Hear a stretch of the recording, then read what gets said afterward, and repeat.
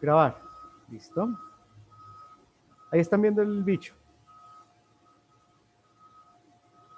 Jóvenes, ahí están viendo un pájaro, ¿o no? Sí, profe, ahí se ve. Perfecto. Entonces, jóvenes, básicamente, yo lo que les quiero mostrar a ustedes es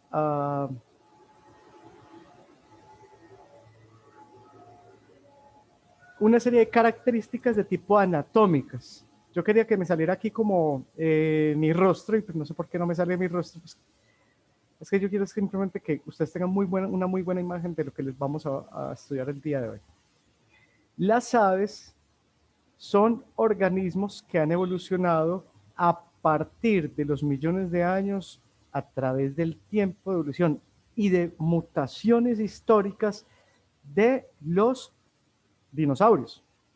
Correcto, o sea, las aves son los dinosaurios actuales y en algún momento, pues se cree que los dinosaurios pudieron haber tenido plumas.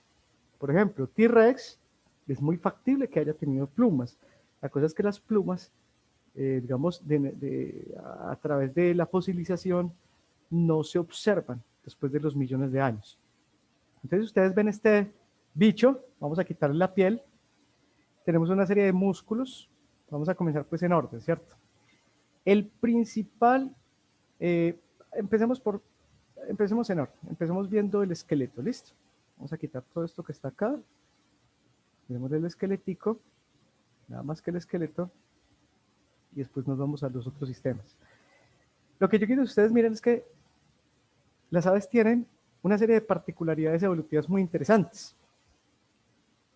Por ejemplo, si ustedes revisan acá, el hueso más grande de todos es este que vemos acá, el esternón.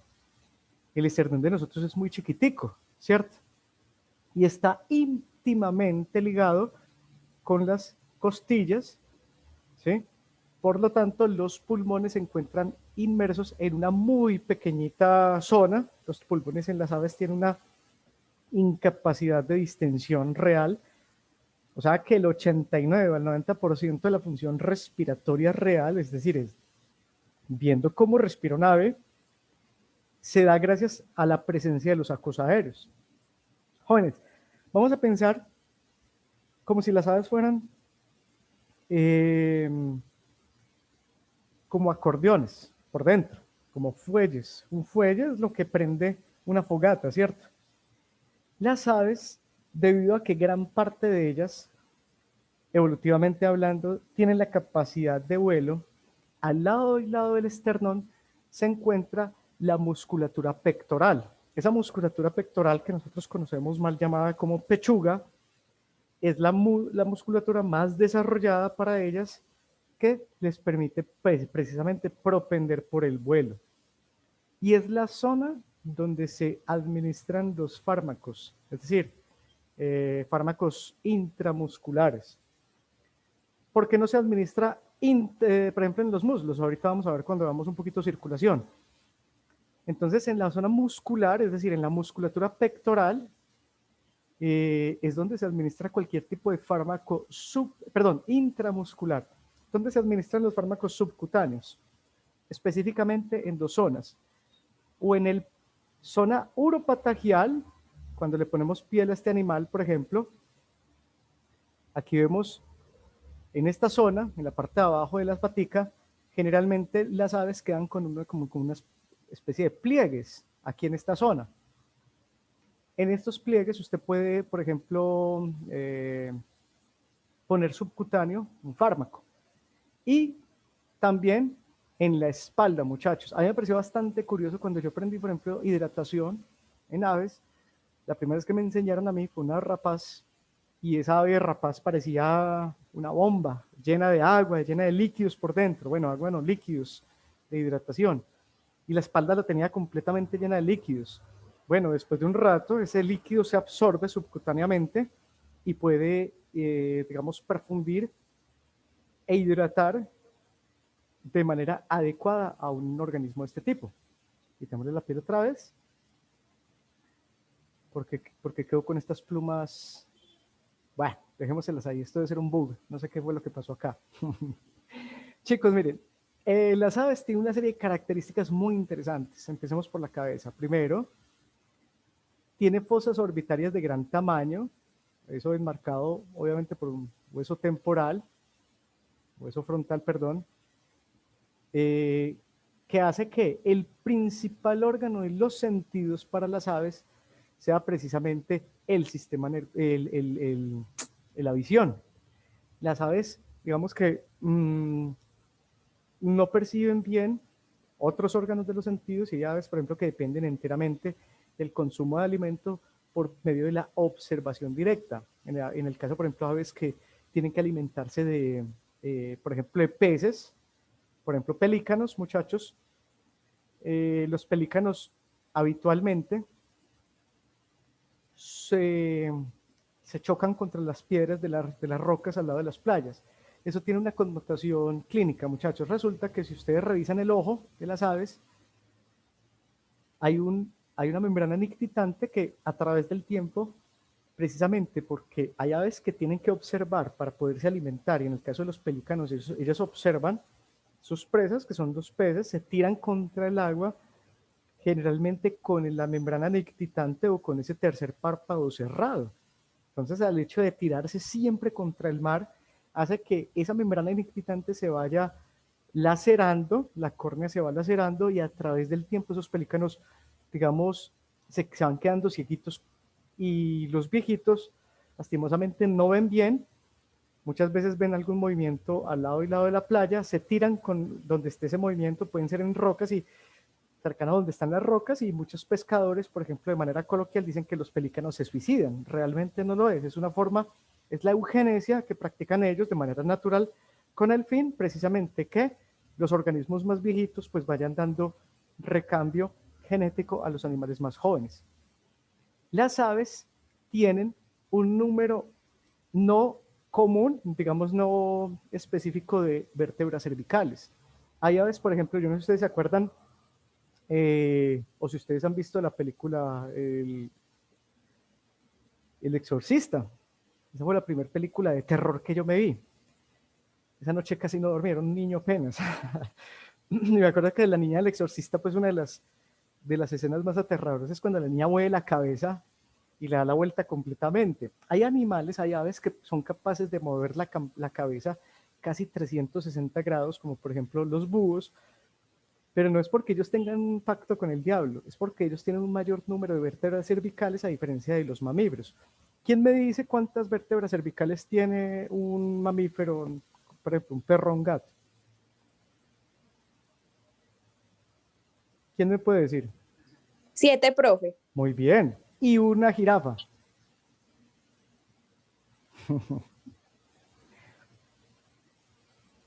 A ver, una jirafa. Chicos, también 7. Resulta que los mamíferos tienen de manera constante el número de vértebras cervicales. Creo que hay un grupo de mamíferos, si no estoy mal, los cernartas, que sí pueden diferir, pero realmente no estoy seguro. Esa es una pregunta para alguien que trabaje con cernartas, es decir, hormigueros, osos perezosos, bueno. Pero las aves pueden tener hasta 21 vértebras cervicales, 22 vértebras cervicales. Y dependiendo de la especie, porque es que hay muchas especies en la naturaleza, Colombia nada más tiene 2000 especies de aves, tiene un número indiferente y no constante, perdón, diferente y no constante de vértebras cervicales. Y entonces por eso es que los búhos pueden voltear la cabeza completamente, porque tienen tantas vértebras que el cuellito les da la posibilidad de dar la vuelta hasta 360 grados, básicamente. Bueno, otra de las cosas que es muy particular es que si ustedes revisan, a diferencia de los mamíferos, la cantidad de huesos que tienen las aves es menor en comparación con los mamíferos. Hay dos, hay dos situaciones de tipo evolutiva que las aves tienen. Una, las aves poseen una cosa que se llaman los huesos neumáticos. Vamos a quitarle el sistema nervioso central acá, que yo todavía lo tengo. Quitémosle piel. Esa pluma hace parte de la piel. Eso es un bug, muchachos. Qué pena. Eso es un bug del software. Entonces, dejemos aquí el esqueletico. Bueno, que un esqueleto con plumas traseras. Si ustedes revisan, hay algunos huesos, por ejemplo, el húmero, el esternón, el fémur. Los huesos considerados huesos largos son huesos que son básicamente huecos por dentro. Pero no es porque sean huecos porque sí. No, dos características muy importantes. Una, esos huesos neumáticos que de manera evolutiva se han quedado básicamente sin médula ósea, son huesos que están conectados con conductos nutricios con los sacos aéreos. ¿Qué implicación terapéutica tendría eso entonces, por ejemplo, en una fractura de húmero completa, muchachos? ¿Ustedes qué creen? Si hay una fractura de húmero completa y si hay un hueso neumático expuesto, ¿qué implicación terapéutica tendríamos, a qué implicación terapéutica tendríamos que incurrir? Entendiendo que ese hueso, que es el húmero, que es un hueso neumático, no tiene médula ósea y que puede quedar expuesta. Muchachos, esta es la fractura más común que hay en aves. Fractura a nivel clavicular, fractura de húmero y fractura a nivel de fémur. Huesos neumáticos y expuestos. Recuerden que los huesos en las aves son mucho más, por ejemplo, predisponen mucho más a las fracturas de tipo conminuta. Las fracturas conminutas son las fracturas, por ejemplo, de huesos que se parten en astillas, que son más complejas, por ejemplo, para el ortopedista poder llevar a cabo un proceso, por ejemplo, de resolución quirúrgico, por la misma característica de los huesos de las aves, ¿cierto? Característica histológicamente hablando, que se astillan. Entonces la pregunta es, ¿qué pasa si hay una fractura expuesta, que es muy común porque esas astillas rompen piel y esa estructura interna del hueso neumático queda expuesto? Pues muchachos, que tendríamos que estar en un proceso no solo de buscar corregir, por ejemplo, una fractura, sino también, por ejemplo, corregir una alveolosaculitis de tipo infeccioso. ¿Por qué? Porque estaríamos en ese momento perfectamente, digamos, la médula, los huesos que están comunicándose directamente con los sacos aéreos, llevaría bacterias, llevaría patógenos propios digamos, del ambiente por esos divertículos nutricios hacia los sacos aéreos. Entonces, una fractura de ese tipo no solo se resuelve con un tratamiento quirúrgico, sino con unos antibióticos muy fuertes durante algunos días, muchachos. Porque si no, el animal va a morir de una alveolosacolitis infecciosa. A eso me refiero. Entonces, es muy importante que ustedes vean eso. Otra de las características es que las aves tienen un menor número de huesos en comparación con los mamíferos y por eso, de manera evolutiva, las aves han venido fusionando huesos. Entonces aquí tenemos, por ejemplo, el tibiotarso, que no es otra cosa sino, por ejemplo, si nosotros hiciéramos evolutivamente una comparación con los mamíferos, el hueso o la tibia fusionado con los huesos del tarso, que son básicamente los huesos del talón de nosotros, y el tarso metatarso, que es básicamente los huesos del metatarso fusionado con los huesos del tarso. Huesos del pie fusionados con los huesos del talón humano. Las aves caminan en los dedos, ¿cierto? Entonces lo que nosotros vemos aquí son las falanges y dependiendo de la especie, hay algunas aves, por ejemplo, que pueden permanecer en esa, por ejemplo, con las paticas planas, como ustedes lo ven ahí, como en el caso de esta paloma, pero hay especies como, por ejemplo, las loras, que son cigodactílicas, tienen dos deditos hacia adelante y dos deditos hacia atrás. ¿Por qué? Porque ellas duermen y hacen todo evolutivamente hablando en los troncos de los árboles. Es decir, las paticas están modificadas estructuralmente como para postrarse sobre palitos, sobre perchas. Entonces yo siempre he dicho, muchachos, que quien tenga, por ejemplo, un loro en una jaula es muy cruel porque los loros pasan muy mal en esas jaulas donde no hay mobiliario, donde no hay tronquitos, imagínense ustedes un loro tratando de dormir sobre una superficie plana con los miembros posteriores, los piecitos cigodactílicos, y anatómicamente ellos duermen es en estructuras circunscritas, como si fueran tronquitos, no en estructuras planas. Si yo hago una analogía de eso, eso es como si a mí me pusieran a dormir sentado todos los días, básicamente.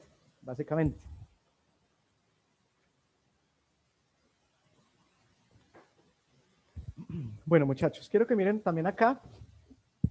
Entonces tenemos tibio tarso, tarso metatarso, y el cúbito o carpo cubital es el cúbito fusionado, también se llama carpo cubital, también se llama carpo cubital o hueso ulnar, ulnar o ulna, dependiendo de la literatura de ustedes, donde ustedes la vean. Estos huesos, cúbito, radio y los huesos fusionados, son huesos que podrían tener algo de médula ósea. En estos huesos planos y en los huesos fusionados y más pequeñitos puede haber médula ósea donde se ven los procesos eritropoyéticos de manera natural. ¿Listo? Bueno. Característica también de los, digamos, de los miembros anteriores bueno, las aves tienen básicamente dos deditos, ¿cierto? Una falange y una segunda falange. Acá. Bueno. ¿Qué más les puedo hablar de la estructura ósea de estos bichos, muchachos? Bueno, y tienen un hueso clavicular, que es, ustedes lo ven acá, ¿cierto? Que es muy común también. Estos huesos claviculares y el coracoides, es muy común las fracturas a ese nivel. Bueno, tenemos entonces, vamos a dejarle el esqueleto, vamos a revisar entonces el sistema respiratorio.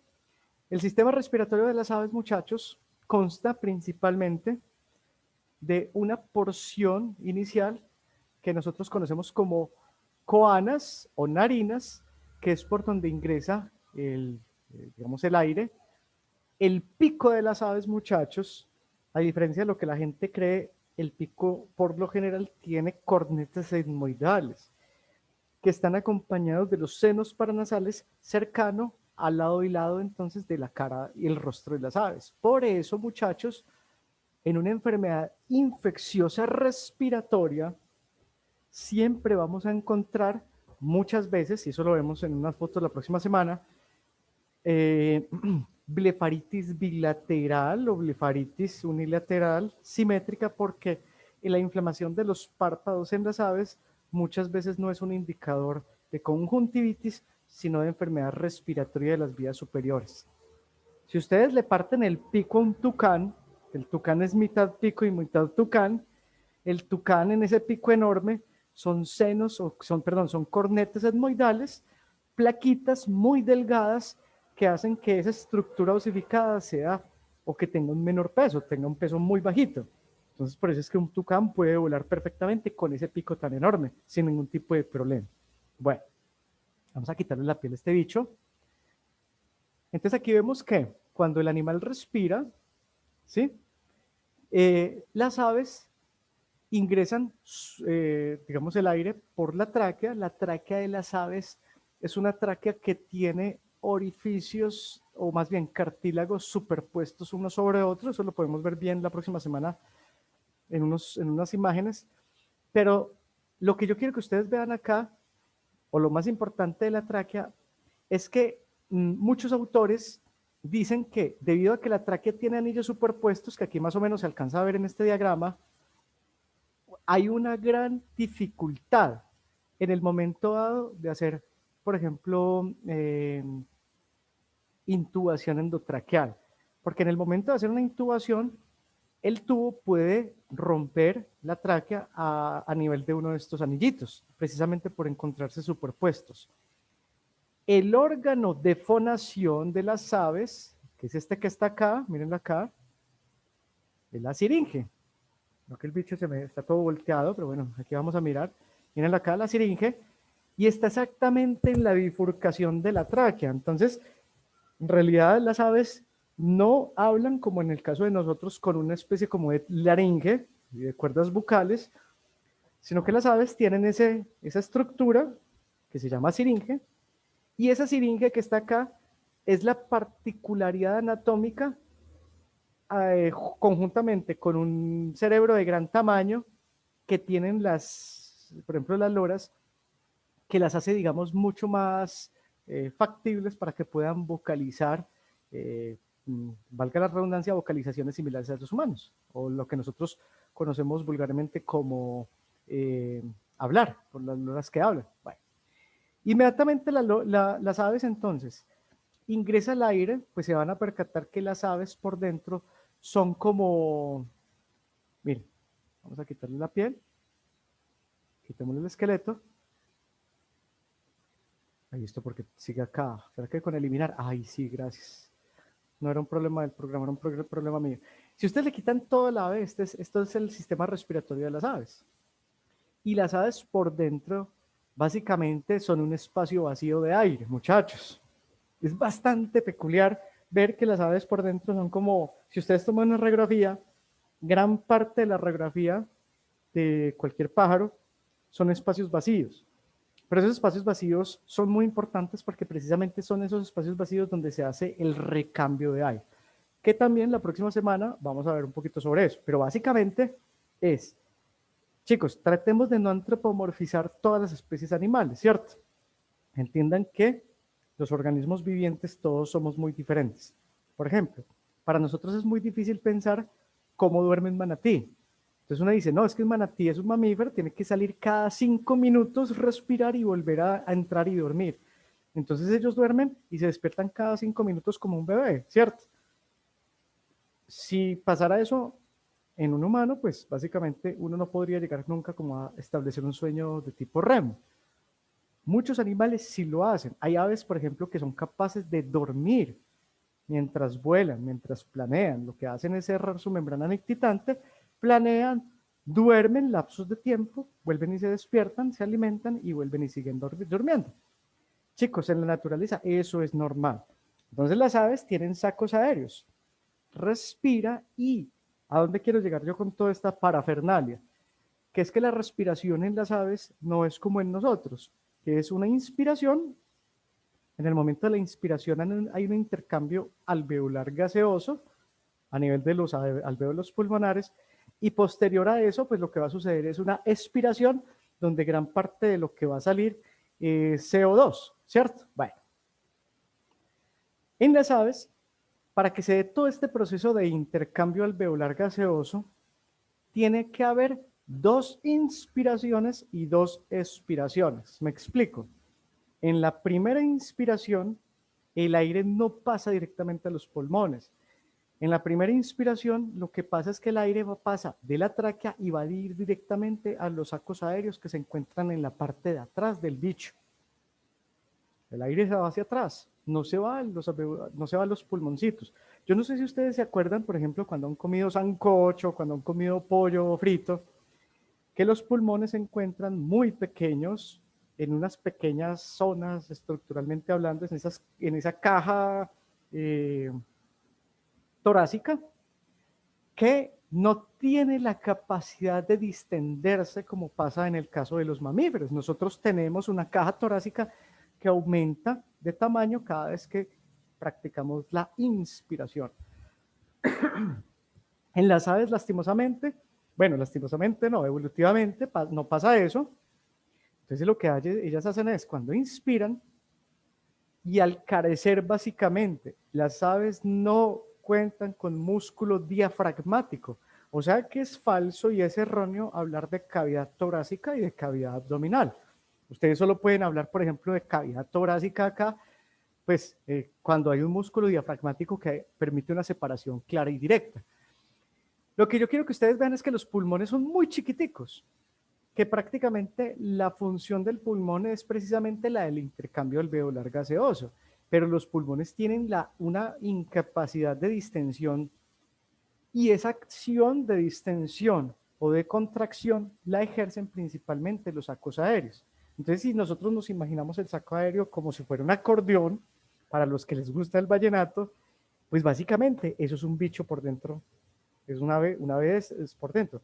¿Por qué nosotros no vemos los sacos aéreos? Porque es que los sacos aéreos son espacios vacíos, son tejido conectivo, son fascias, que cuando nosotros hacemos una abertura de un cadáver, en una necropsia, pues muchas veces lo que va a suceder es que esos sacos aéreos se colapsan o pierden básicamente el aire porque uno pasa la cuchilla por todos lados y conservar esos sacos aéreos es bien difícil a nivel de necropsia, muchachos.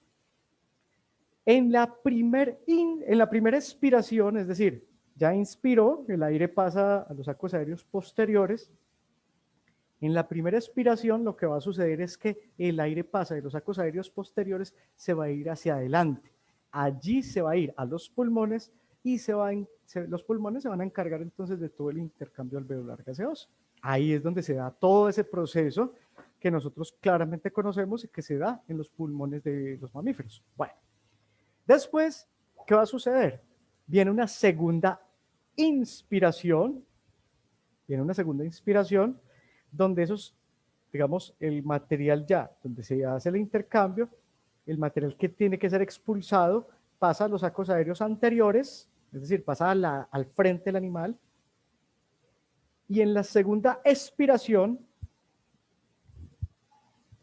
lo que va a suceder es que el aire es impulsado por lo que traen el aire de sacos aéreos posteriores y a nivel de pulmón, y el aire va a salir del animal. Es decir, son dos inspiraciones y son dos expiraciones en un ciclo completo.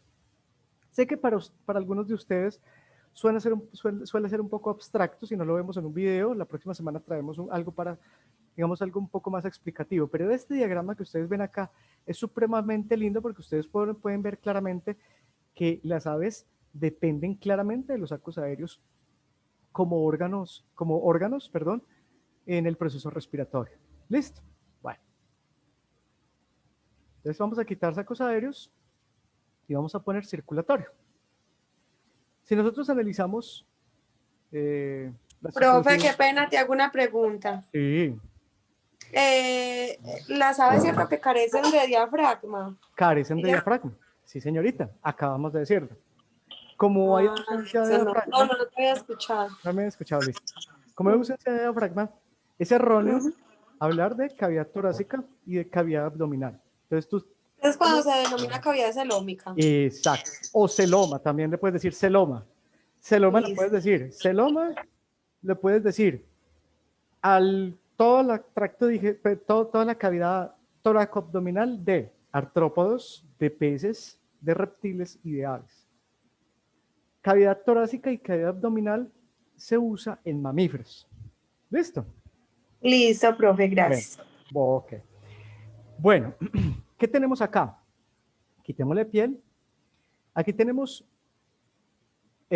a las aves, el sistema circulatorio es bastante interesante porque también hay una serie de implicaciones fisiológicas que involucran también la terapéutica de los mismos individuos. Por ejemplo, las aves están llenas en estas arterias y venas de una gran cantidad de esfínteres.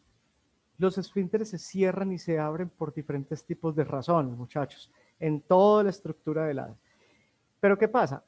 Que cuando las aves, por ejemplo, están trayendo sangre, por ejemplo, de los miembros posteriores, hay en esta zona, exactamente, las arterias ilíacas y las venas ilíacas pueden conducir y abrir los esfínteres de los miembros posteriores por condiciones de estrés, por cacería, por huida, por una activación del simpático principalmente, haciendo que parte del flujo sanguíneo de los miembros posteriores sea rápidamente filtrado glomerularmente hablando. Chicos, todo eso tiene una connotación médica. ¿Qué pasa entonces si yo le pongo un medicamento en los muslitos, en los miembros posteriores o inferiores más bien a las aves? Porque yo les decía ahorita que en una enfermedad, la vía más común pues son las vías sanguíneas, pero en el caso de intramuscularmente utilizamos la musculatura pectoral, ¿cierto? Acá. ¿Por qué?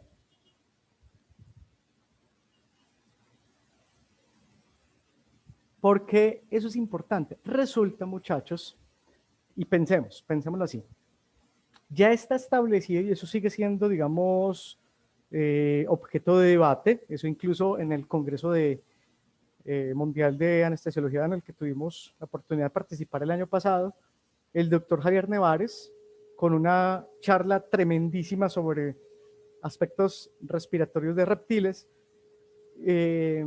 implicaciones terapéuticas y quirúrgicas. Él decía que toda esta parte de, digamos, de la circulación portarrenal, que así se llama, así se denomina, que también es típico en reptiles, sigue estando en amplio debate. Porque muchos de los veterinarios y en la literatura lo reportan es que precisamente debido a esa circulación, si usted aplica un fármaco en miembros posteriores, por ejemplo, en estos muslitos, en los músculos iliotibiales, ¿cierto? Lo que nosotros comúnmente conocemos como, pues sí, lo que nosotros conocemos como contramuslo y muslo, ¿sí? Estos músculos van a llevar básicamente las trazas del fármaco y si el animal tiene algún grado de patrón de estrés, básicamente parte del fármaco, y estamos hablando de un porcentaje que podría estar cercano al 30 o al 40%, y eso lo dicen muchos libros, se va a filtrar glomerularmente y no se va a distribuir. Esa es la explicación lógica y científica del por qué en reptiles y en aves siempre hay que establecer tratamientos que sean administrados principalmente en musculatura pectoral o en el caso de los reptiles en la mitad del reptil hacia adelante, es decir, en los saurios, iguanas, en caimanes. Los fármacos se administran es en los miembros anteriores, no en los miembros posteriores ni en la cola. Insisto, esto sigue estando en objeto de debate y seguramente el entendimiento de la fisiología a través del tiempo pues nos hará hacer cambiar de pronto digamos, los paradigmas. Pero eso es lo que se está estipulando en este momento. O sea que si usted ve un veterinario que le pone, por ejemplo, a un ave en un muslito o un fármaco, muchachos, ese muchacho o ese veterinario o ese tipo no sabe de medicina de fauna silvestre, básicamente, para que ustedes tengan eso muy en cuenta. Y mucho ojo con eso. ¿Cuántas aurículas y cuántos ventrículos tiene nuestro corazón, jóvenes? ¿Cuántas aurículas y cuántos ventrículos tiene el corazón de las aves? A ver, en mamíferos, ¿cuántas? En mamíferos, 2 atrios y 2 ventrículos. Listo. En peces. Es igual que en las aves. Mentira. Reptiles. En mamíferos es igual que en aves. Sí. 2 aurículas, 2 ventrículos.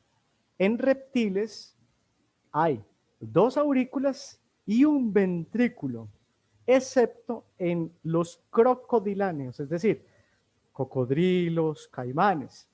Ellos tienen 2 aurículas, 2 ventrículos. Lo que sucede es que en reptiles ese tabique interventricular puede tener todavía la presencia de un orificio que permite, digamos, la combinación entre sangre arterial y sangre venosa, y por eso es que en reptiles también es tan propicio esto de la circulación portarrenal. Tiene que haber mejores procesos de filtración glomerular, precisamente porque puede haber combinación entre sangre arterial y venosa. Bueno, las aves, muchachos, tienen 2 aurículas y 2 ventrículos. ¿Correcto? Correcto. De ahora en adelante, todas las aves, todos nosotros, los peces, una aurícula y un ventrículo. Los artrópodos. Bueno, los artrópodos en realidad tienen hemolinfa, pues un sistema circulatorio, pues así con un corazón. Ya no sabría decirles con claridad, tendríamos que definir en el caso de la especie de artrópodos, pero hasta ahí no llega mi conocimiento, muchachos. Bueno, entonces, circulatorio, vamos a mirar entonces nervioso. No, nervioso, miremoslo de último, vamos a mirar digestivo.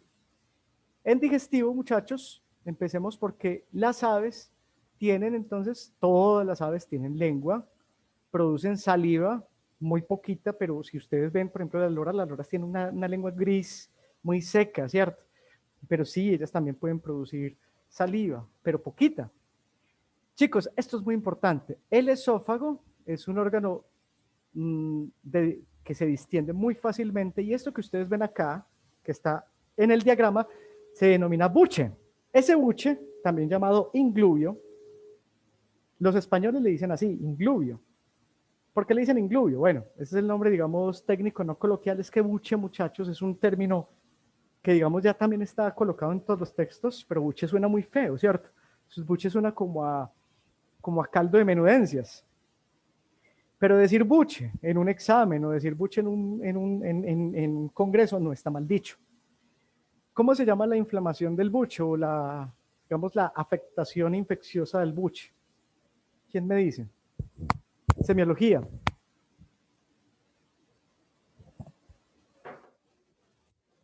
Ingluvitis. La ingluvitis es tan común, muchachos, tan común, que por eso toca darle un nombre a la infección del buche, porque es que, lastimosamente, los traficantes de fauna muchas veces utilizan productos como, por ejemplo, que se pueden llegar a sobrefermentar en esa mucosa del inglubio. Me explico. Leche. La leche es un líquido que producen básicamente los mamíferos para mamíferos. Los únicos que toman leche son los organismos que cuentan con glándulas sudoríparas modificadas, que en este caso pues son las tetas, ¿cierto? O las ubres en el caso de las vacas. Esas glándulas sudoríparas modificadas, por cuestiones hormonales, pues producen leche. Ni las aves ni los reptiles producen naturalmente leche. No lo hacen. Las aves producen un líquido de color blanquecino que de manera coloquial se denomina buche de leche. Y no es otra cosa sino básicamente una secreción de la mucosa del buche que cuenta con tonsilas, básicamente el sistema MALT. ¿Sí se acuerdan de todo este sistema MALT? Que es un sistema en donde hay folículos organizados a través de toda la estructura de las mucosas de todos los organismos vivientes. Las aves no son de excepción. Entonces, cuando un ave regurgita y tiene que alimentar a sus polluelos con esa regurgitación ingluvial, no solamente está alimentando a los polluelos, sino que también le está transmitiendo inmunoglobulinas de tipo materno. Es decir, es una especie de calostro, digamos, directo que le transmite las hembras a los polluelos. De hecho, una de las formas para investigar, por ejemplo, algunos patógenos es buscando en neonatos, en la orofaringe, porque las hembras alimentan a los polluelos precisamente con esa regurgitación ingluvial, ¿cierto? Bueno, entonces es muy importante esto y se inflama, cambia el pH con líquidos calientes, con leche, porque la leche produce una sobrefermentación.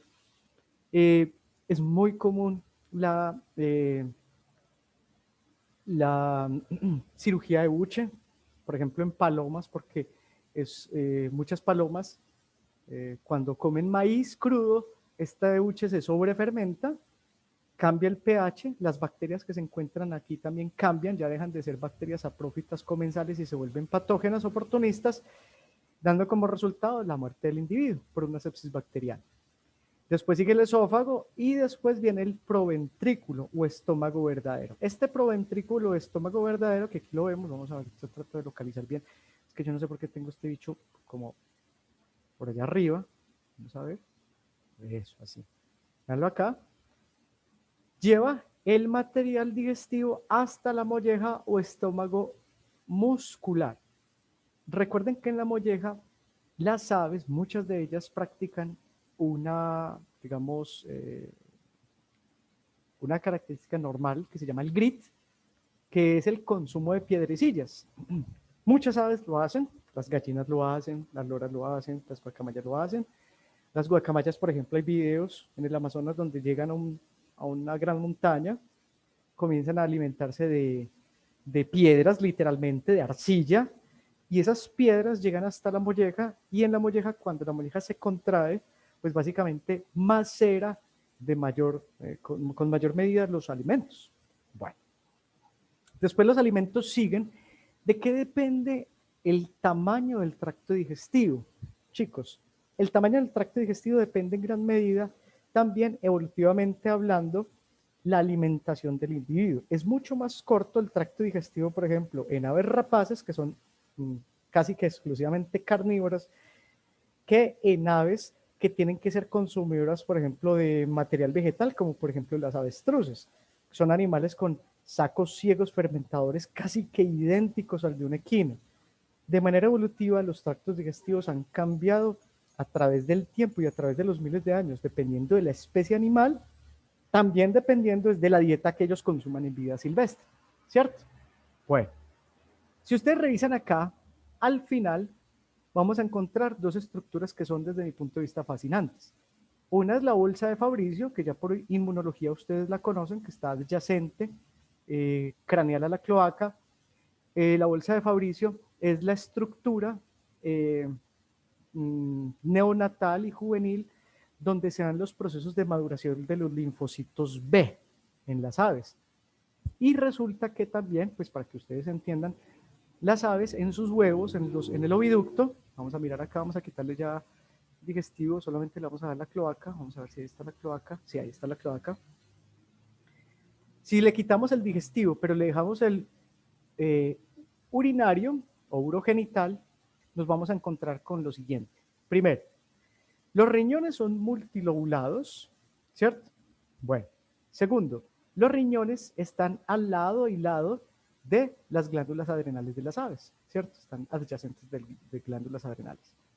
Como tercera medida, los riñones se conducen, o más bien se comunican con la cloaca gracias a el uréter derecho e uréter izquierdo. Pero el tracto reproductivo de las aves difiere en el caso de los machos y hembras de la siguiente manera. Esto es un macho, perdón.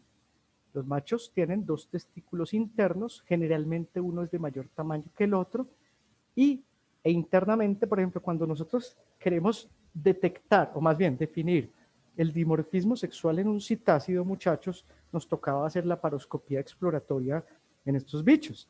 Nos tocaba incidir con un laparoscopio, hacer una pequeña incisión en el saco aéreo abdominal posterior, y lo que se hace con el laparoscopio es, por ejemplo, determinar si hay presencia de testículo o del ovario izquierdo. ¿Por qué? Porque en las hembras, vamos a ver, aquí hay una hembra. Esta es una hembra, vamos a quitarle, a ver, vestíbulo genital, a ver, hembra. A ver si me lo da. Déjenme un momento, muchachos. Listo, esta es la hembra. Si ustedes revisan la hembra, las aves hembras tienen solo un oviducto y tienen solo un ovario, donde se producen básicamente la totalidad de los folículos, donde se va formando la calcificación del huevo y por ese oviducto baja hasta la cloaca. ¿Por qué izquierdo, muchachos? Eso es evolutivo. O sea, nosotros decimos, ¿evolutivo qué es? Gran parte de las serpientes solo tienen un pulmón. Muchachos, es que es lógico. Una serpiente, miren que es alargada, ¿cierto? ¿Cómo va a tener dos pulmones donde solo cabe uno? El caparazón de las tortugas es lo que en algún momento fue, o lo que es para nosotros el esternón, el plastrón, por donde ya se arrastran, y el caparazón, es decir, lo que está por encima del esternón, básicamente son las costillas que en algún momento evolucionaron, salieron de la piel y se volvieron como una especie de exoesqueleto. Chicos, las especies evolucionan, las aves no son la excepción. Las hembras evolucionaron solo en este caso con un ovario, el ovario izquierdo. ¿Listo? Lo interesante es que todo, el oviducto izquierdo, los testículos con sus conductos deferentes, vamos a ver si esto es un machito, acá está el conducto deferente, llega directamente hasta la cloaca. Entonces yo quiero que ustedes miren tanto machos, hembras, como, sí, machos, hembras, y en el urogenital, es decir, urinario y genital, y digestivo, vamos a ponerle acá digestivo, todo va a confluir directamente a la cloaca. Que la cloaca es un órgano muy importante, muchachos, y que casi en todas las especies la cloaca cuenta con 3 orificios de ingreso: de la orina, del semen de los machos, porque recuerden que la cópula y la reproducción en aves generalmente es por contacto cloacal. Un ave, pues una cópula de un ave también depende de la especie, pero puede demorarse unos cuantos segundos, ¿cierto? ¿Hay aves que tienen pene? Sí, hay aves que tienen rudimento de pene, sobre todo un pene de tipo cartilaginoso. Es decir, si lo ponemos a comparar, por ejemplo, con el pene de los organismos en la naturaleza, hay unos que tienen el pene esponjoso, hay otros que tienen el pene cartilaginoso, entonces estaríamos, digamos, hablando de un pene similar al pene, por ejemplo, de un bovino. Los penes esponjosos, como el de los caballos, el de los Homo sapiens, son diferentes al de las aves. Estos son penes que tienen menor capacidad eréctil, mejor dicho. Y hay aves, como por ejemplo los anátidos. ¿Quiénes son los anátidos? Los patos. Tienen un rudimento de pene. ¿Quiénes más? Que yo recuerde, las avestruces también tienen un rudimento de pene. Bueno, muchas aves, la gran mayoría de las aves carecen precisamente de esa estructura y la cópula se hace es por contacto cloacal. Entonces lo que hace es que ese contacto cloacal, cloaca con cloaca, el esperma sale por unos orificios que se llaman el proctodeo, y en la hembra ese esperma va a subir por el oviducto por el mismo orificio que se llama el proctodeo. Esta es la hembra, ¿cierto? Ups, se me perdió. Aquí está. Esta es la hembra. Bueno, los uréteres vienen por acá, por acá, por acá, y aquí en la cloaca los uréteres culminan en un orificio que se llama el urodeo. Entonces ya tenemos dos orificios. Tenemos el urodeo, donde culmina el sistema urinario, es decir, la orina de las aves, y tenemos el proctodeo, que es donde se expulsan los espermatozoides o donde entran los espermatozoides en la hembra directamente hacia el oviducto, o por donde va, donde va a bajar el huevo y va a salir a la cloaca, por ese proctodeo. Entonces ya tenemos dos orificios. Hay un tercer orificio, que es el del tracto digestivo, intestino grueso viene hasta acá, y va a llegar hasta la cloaca, y en el orificio de la cloaca, que se llama el coprodeo, va a llevar todos sus productos de desecho para ser expulsados por el orificio cloacal externo. Todo se desenvuelve, todo culmina en este punto. Chicos, ¿de qué color es la orina en las aves? ¿De qué color es la materia fecal en las aves y de qué color es la orina en las aves?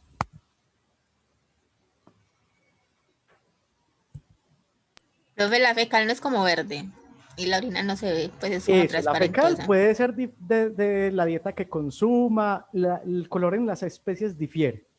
Por ejemplo, en las gallinas tiende a ser como verduzca, pero puede ser café. Pero la orina son cristales de uratos, blanco. Entonces, cuando ustedes ven una muestra de materia fecal y de orina, que generalmente las gallinas, por ejemplo, y las aves en general, disponen de orina y de materia fecal al mismo tiempo, pues básicamente si usted toma esa materia fecal a un coprológico conjuntamente con orina, el laboratorista clínico se va a pegar una confundida tremenda porque lo único que va a ver son cristales. Entonces, muchachos, la orina o esa porción blanca, blanquecina, incluso casi sólida, chicos, esa porción no es útil en términos clínicamente hablando. ¿Listo? Entonces, para un coprológico, solo se obtiene la porción oscura. Bueno. Entonces, si nos alejamos un poco otra vez del pájaro este y le quitamos urogenital, vamos a poner entonces acá nervioso. Listo. En nervioso vamos a irnos principalmente a los ojitos. Listo. En los ojitos es importante que los estudiemos porque los ojos de las aves, como yo les decía ahorita, es el principal órgano de los sentidos. Y eso tiene una razón de ser. Yo quiero que ustedes miren acá que los nervios craneales, vamos a ver si por acá se alcanza a ver, miren cómo es el sistema nervioso central de las aves. Los nervios craneales cómo llegan al sistema nervioso, ¿cierto? Bueno, y aquí al fondo hay un quiasma óptico con una particularidad. No entrecruza los nervios craneales de los dos ojitos. Es decir, son independientes uno del otro. ¿Qué implicación terapéutica y clínica y fisiológica tendría eso para las aves, muchachos?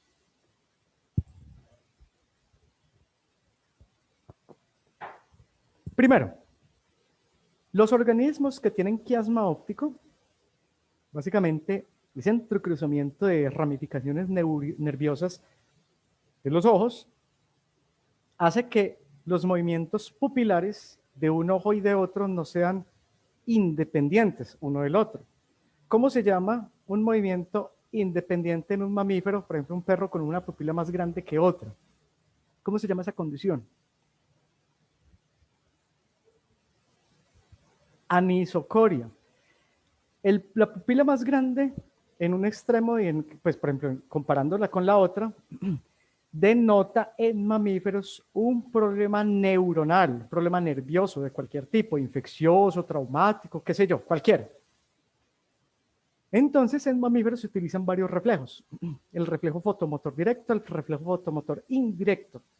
¿Cómo son esos reflejos? Usted se tapa los dos ojos, abre un ojito. El directo es simplemente, usted le pone un foco de luz directo al primer ojito, el otro lo deja cerrado, y usted revisa que con ese foco de luz debería haber midriasis en el momento de estimular la pupila. ¿Correcto? Bueno. En mamíferos, usted hace ese análisis y el reflejo fotomotor indirecto es, revise el otro ojo, mire cómo se porta la pupila, si se cierra, si hay miosis o hay midriasis, dependiendo de los estímulos lumínicos que le ponga al otro ojo. Bueno, muchachos, en aves, el primer, reflejo se puede medir. Ustedes pueden medir reflejo fotomotor directo, pero es imposible medir reflejo fotomotor indirecto. ¿Por qué? Porque como hay ausencia de un quiasma óptico de entrecruzamiento de fibras nerviosas, ellas tienen la capacidad de mover un ojo de manera independiente del otro. Ellas tienen la capacidad de mover una pupila de manera independiente de la otra. Por eso es que ustedes han visto esos buitos, uno que mueve el ojito así como hacia un lado y hacia el otro, cierra la pupila y el otro la abre, tratando de enfocar. Chicos, es normal y es fisiológico. ¿Qué características tienen los ojitos de las aves también? La presencia de esas membranas nictitantes que son tan importantes precisamente para proteger a las aves para una gran cantidad de actividades que ellas realizan. El vuelo, las migraciones, planear, cazar, tirarse contra el agua. Esa membrana nictitante es vital precisamente para que para que las aves puedan seguir alimentándose sin ningún tipo de problema. ¿Listo? Bueno. Entonces ya vimos musculatura, esquelético, respiratorio, circulatorio. Sí, ya vimos todo, muy bien. Podemos revisar. Chicos, necesito un momento. Listo, entonces como para proseguir con lo que estábamos diciendo ahora, chicos, así es como se imaginan muchos paleontólogos, por ejemplo, un T-Rex con plumitas, muy lindo, ¿cierto? Básicamente, como se los dije a ustedes en la primera clase, parte de los cambios o de las estructuras anatómicas o fisiológicas de las aves provienen precisamente de una situación de tipo evolutivo. Entonces, alimentar a un avestruz o alimentar a un ñandú es totalmente diferente. Por eso, entonces entramos al estudio de la medicina o de la anatomía de las aves. Ya habíamos visto, por ejemplo, que las aves tienen, digamos, un número, vamos acá, entre 14 a 25 vértebras cervicales en promedio, huesos neumáticos, presencia. La piel de las aves es muy delgada, más que en mamíferos, y hay presencia de algunas escamas. Cuando ustedes vacunen, pongan medicamentos uno no vacuna aves.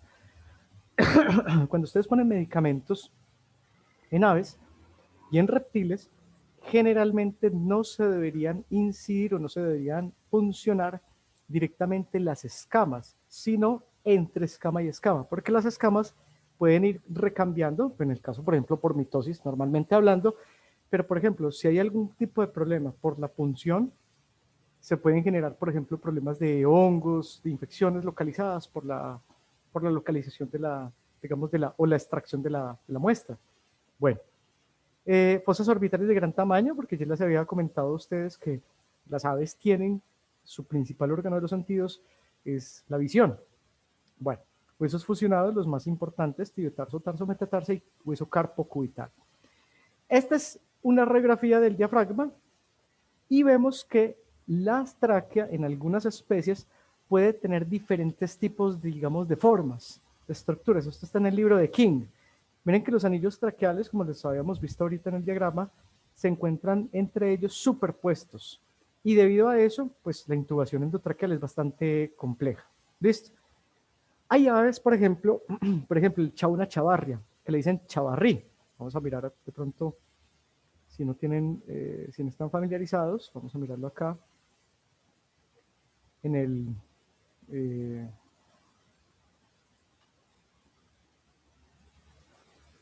Google. Chauna chavarria o chavaria. Es un animal muy interesante desde mi punto de vista. Ya se los voy a mostrar. Aquí está. Es un animalito que lo han utilizado mucho en Colombia, sobre todo porque es agresivo, es un animal muy agresivo y es un animal que se supone que protege fincas, que protege albergues, que protege, bueno. ¿Por qué? Porque en las alitas tiene unas espuelas muy grandes. Miren acá, en esta foto, ellas tienen unas espuelas muy grandes con las cuales se defienden. Ellas atacan básicamente con las alitas. Bueno, ellas y muchos anátidos, patos, por ejemplo, tienen un tipo de particularidad a nivel traqueal. Y esa particularidad tiene que ver sobre todo con esto que les muestro acá, con una presencia, por ejemplo, de pequeños estructuras y agujeros traqueales que hace que el aire que ellas inspiran muchas veces se vaya a los espacios subcutáneos de manera natural. Las tráqueas de las aves son muy diversas, miren muchachos, todas estas son tráqueas de aves y por ejemplo, hay especies como por ejemplo en el caso de del género mmm,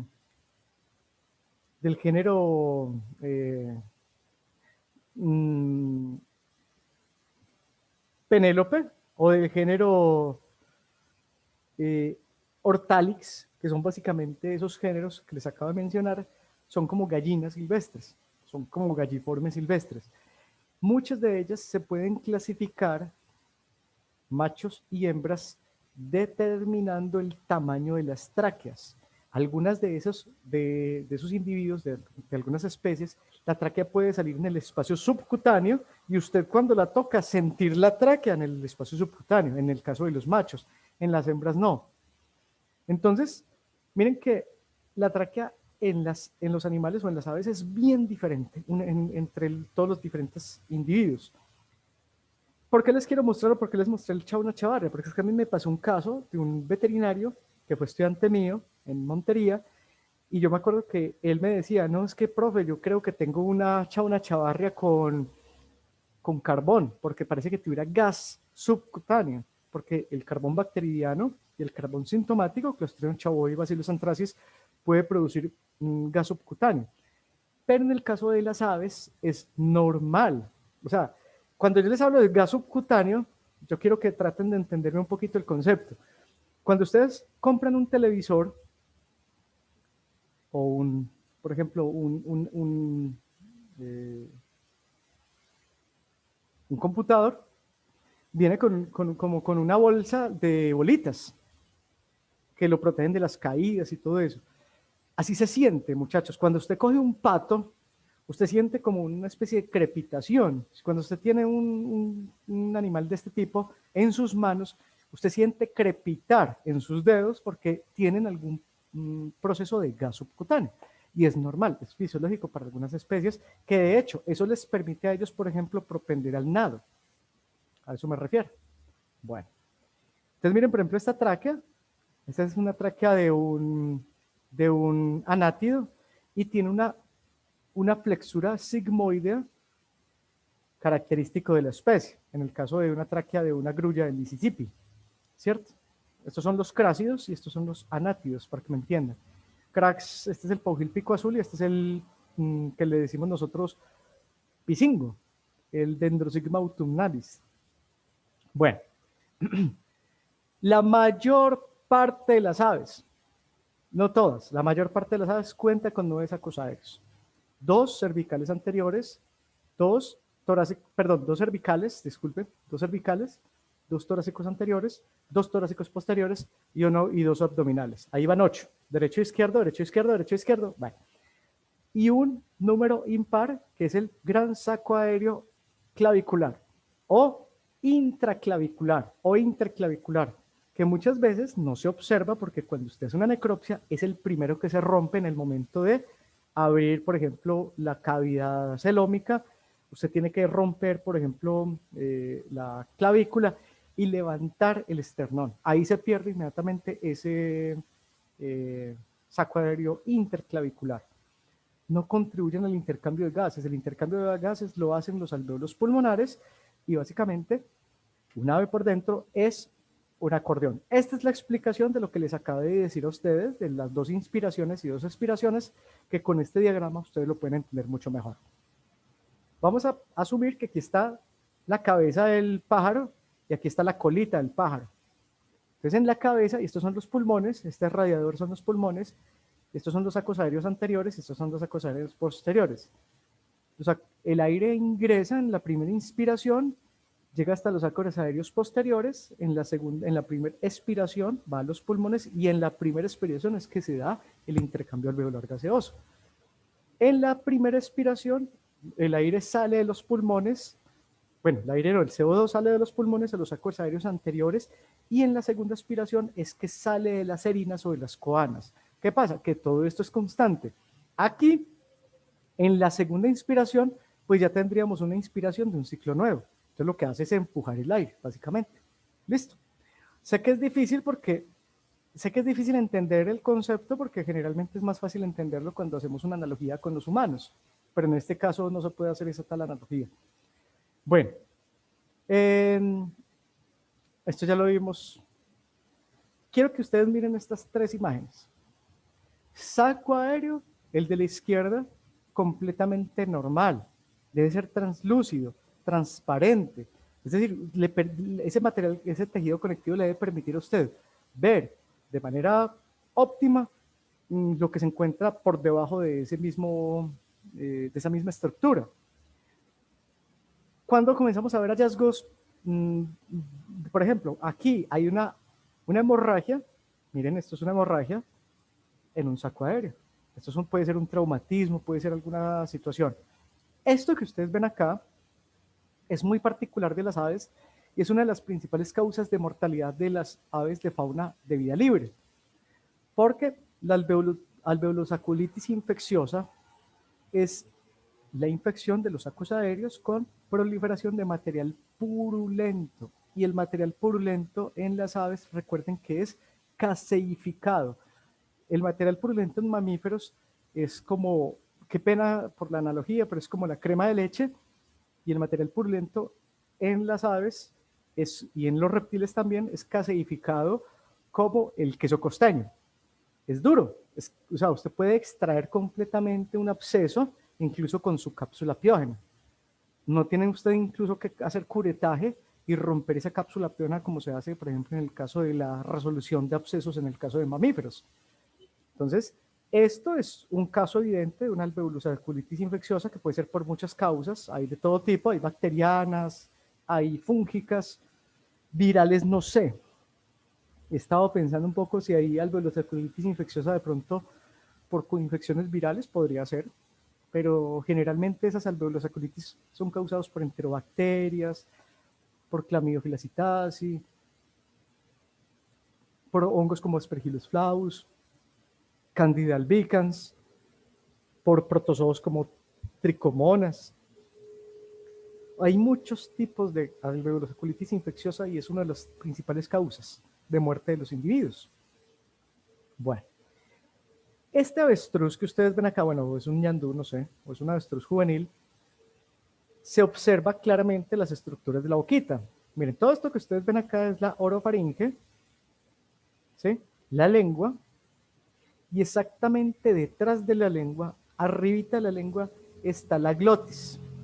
esa glotis es por donde entra el aire y todo esto que está aquí atrás es la orofaringe. Chicos, eso también tiene una implicación médica muy importante. Resulta que es factible la administración de líquidos esofágicos, digestivos, debido a que la orofaringe en las aves es de muy gran tamaño. Entonces muchas veces lo que uno hace es con una sonda, eso se hace pues digamos ya a nivel de práctica, siempre se sondean las aves por la pared superior de esa orofaringe. Las ondas pueden ser utilizadas sondas plásticas, pero generalmente en aves pequeñas se utilizan las ondas metálicas y no tiene pierde.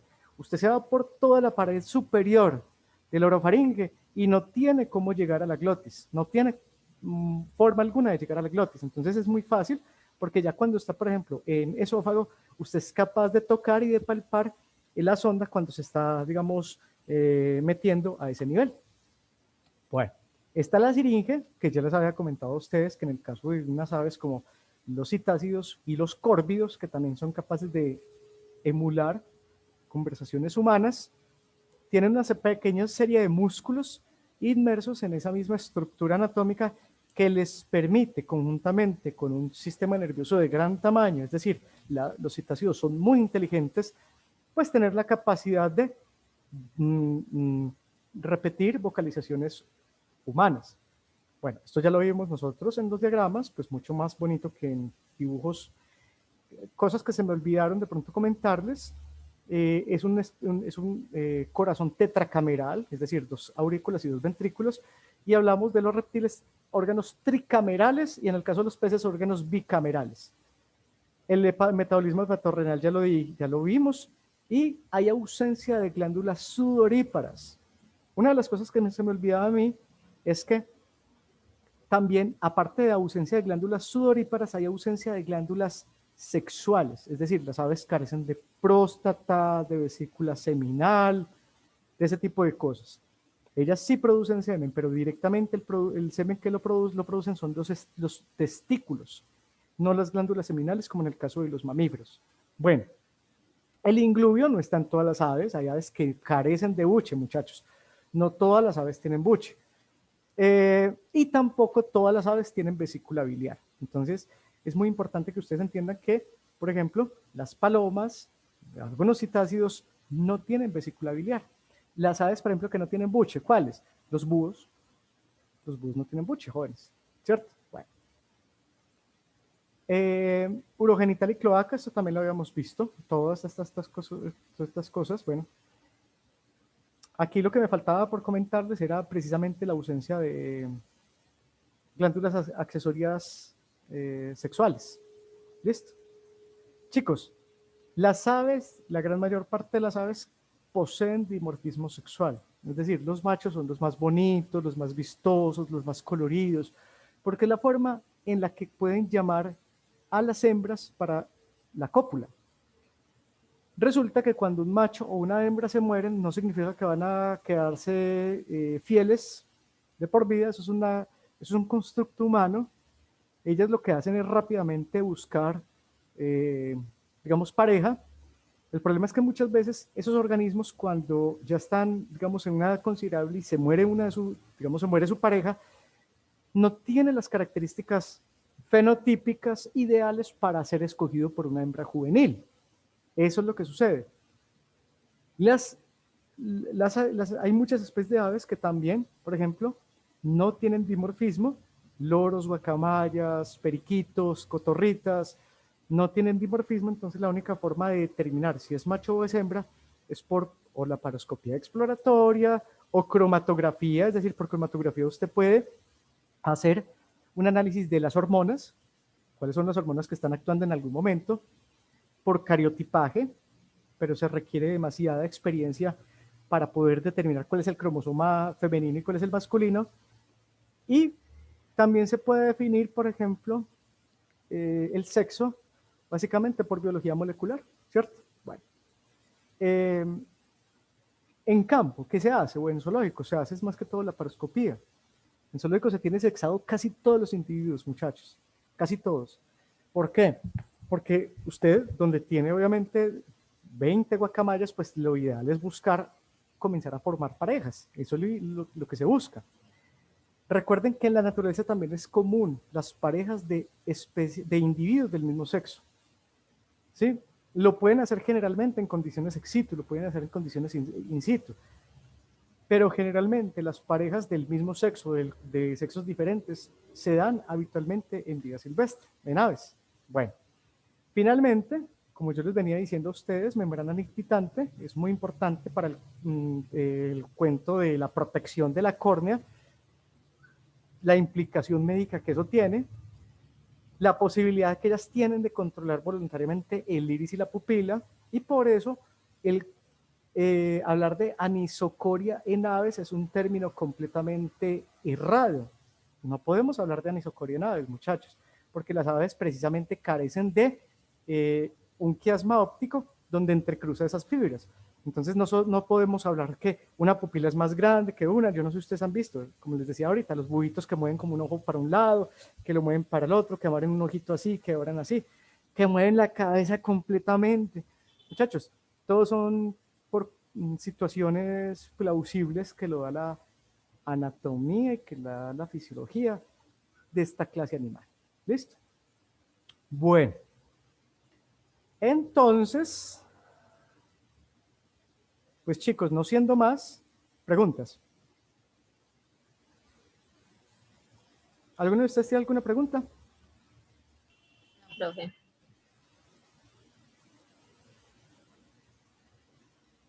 ¿Alguno de ustedes tiene una preguntita que me quieran hacer? No. Bueno, entonces si no hay preguntas, ya saben, más o menos en una hora pueden revisar. Aquí queda la clasecita grabada.